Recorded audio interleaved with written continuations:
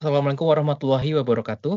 Perkenalkan nama saya Fahri Dadi Utama. Di sini saya akan menjelaskan tugas ujian akhir semester, yaitu seminar proposal mata kuliah metode penelitian manajemen.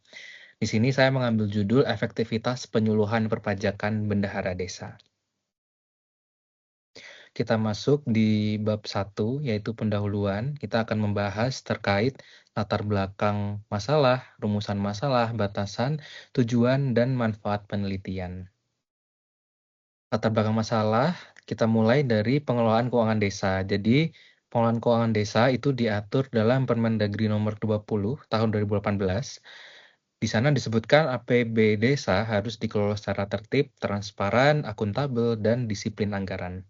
Kemudian tanggung jawab pajak, setiap transaksi belanja desa itu tentunya akan memicu kewajiban pemotongan pemungutan, penyetoran, dan pelaporan pajak oleh bendahara desa.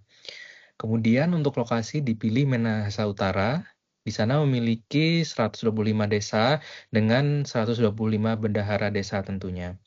Kemudian urgensi edukasi sejalan dengan Peraturan Dirjen Pajak Per 12 tahun 2021. Kemudian rumusan dan tujuan penelitian.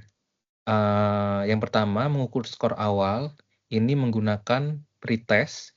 Kemudian yang kedua mengukur skor akhir, yaitu posttest, yang dilakukan setelah mendapatkan kegiatan edukasi. Kemudian analisis komparatif, yaitu menguji signifikansi peningkatan pemahaman lewat komparasi pretest posttest dan end gain score. Kemudian kita akan membahas batasan dan manfaat penelitian. Nah, untuk batasan penelitiannya ini berfokus pada penyuluhan pajak belanja desa, pemotongan pemungutan, penyetoran, dan pelaporan. Untuk subjeknya terkhusus pada bendahara desa. Kemudian untuk manfaat teoritis, mengintegrasikan taksonomi Bloom, teori pembelajaran dewasa atau andragogy knowledge, serta end-gain score dalam evaluasi kuantitatif penyuluhan perpajakan.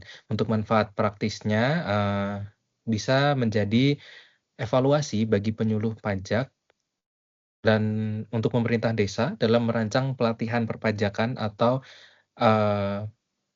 memahami perpajakan dengan lebih praktis dan tepat sasaran. Kemudian kita masuk ke bab 2 di tinjauan pustaka. Lebih lanjutnya kita akan membahas landasan teori, landasan edukasi pembelajaran, dan kerangka konseptual. Kita masuk terlebih dahulu pada landasan teori peraturannya. Selain Per 12 tahun 2021, menggunakan peraturan yang lebih tinggi, yaitu PMK nomor 59 tahun 2022, yang berisi kurang lebih instansi pemerintah desa itu wajib melakukan pendaftaran, pemotongan atau pemungutan, baik PPh, PPN, kemudian penyetoran dan pelaporan SPT masa unifikasi. Nah, untuk SPT masa unifikasi ini isinya ada PPh 21, PPh 22, PPh 23, dan PPh-PPh lain yang berdasarkan transaksi yang dilakukan oleh desa itu sendiri. Kemudian landasan teori pendukung. Nah, ini seperti yang sudah disebutkan tadi, ada taksonomi Bloom, yaitu mengukur domain kognitif. Ada 3, C1 adalah mengingat, C2 memahami, dan C3 menerapkan. Nah, ini sejalan dengan metode yang tadi, pretest, posttest, dan setelah dilakukan penyuluhan, apa yang bisa mereka terapkan, seperti itu. Kemudian andragogy Malcolm Knowles. Jadi penyuluhan harus bersifat problem solving, aplikatif, dan langsung berkaitan dengan tugas keseharian bendahara desa itu sendiri. Kemudian transfer pembelajaran memastikan peserta edukasi tidak hanya paham saat penyuluhan, tetapi mampu menerapkan tugasnya di kemudian hari. Kemudian untuk hipotesis dan kerangka konseptual. Di sini untuk pretest dan posttest dilambangkan O1 dan O2. Untuk intervensinya yaitu X, yaitu pemberian materi penyuluhan. Kemudian perumusan hipotesisnya ada 2 kemungkinan. H0 yaitu mu2 lebih kecil dari mu1, itu artinya penyuluhan tidak efektif meningkatkan, pemahaman perpajakan bendahara desa.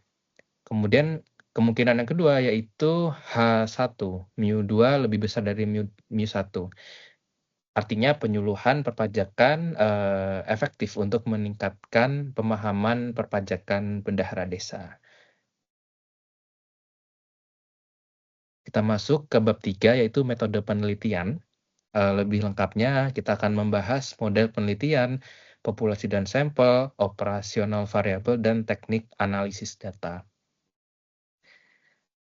Yang pertama, kita akan membahas metode dan subjek penelitian.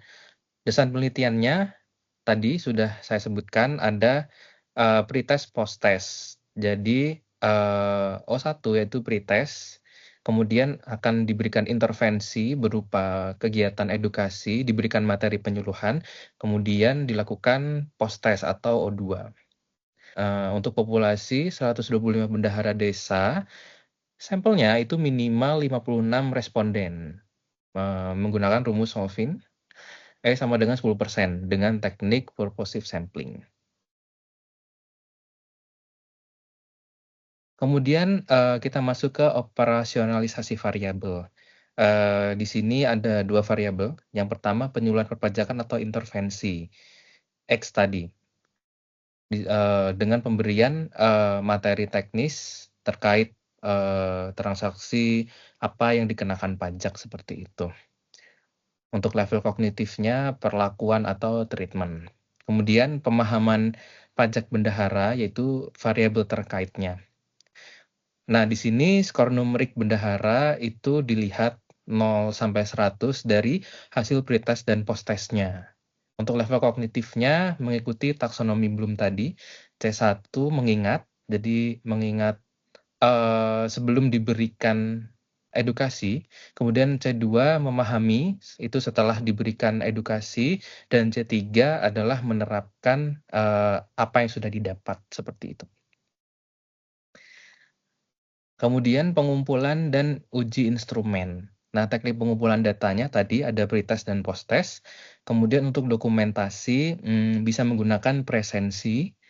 Kemudian saya juga akan mencari profil desa tersebut, bendaharanya siapa dan pejabat keuangan dalam desa tersebut, dan tentunya materi yang saya bawakan. Kemudian untuk studi pustaka bisa menggunakan regulasi dan penelitian terdahulu. Untuk validasi instrumen melalui expert judgment oleh ahli perpajakan dan akademisi untuk menjamin kesesuaian soal dengan indikator C1 sampai C3.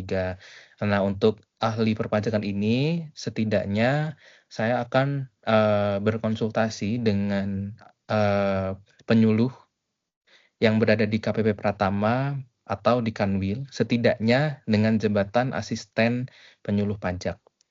Kemudian untuk prosedurnya, data yang dianalisis bersifat berpasangan atau paired data. Jadi ketika salah satu peserta hanya mengikuti pretest saja atau post-test saja, maka data tersebut tidak dapat divalidasi seperti itu. Nah, kemudian kita masuk ke teknik analisis dan efektivitas. Jadi kriteria keberhasilan intervensi. Yang pertama ada uji normalitas. Kemudian ada uji beda berpasangan atau paired sample t-test jika dia normal, atau Wilcoxon test jika tidak normal dengan target sig kurang dari 0,05. Kemudian N-gain score mengukur besarnya peningkatan skor dibanding skor maksimum. Dikatakan efektif jika N-gain minimal kategori sedang itu di range setidaknya 0,3 tapi tidak melebihi 0,7 seperti itu. Sekian yang bisa saya sampaikan, kurang lebihnya mohon maaf. Wassalamualaikum warahmatullahi wabarakatuh.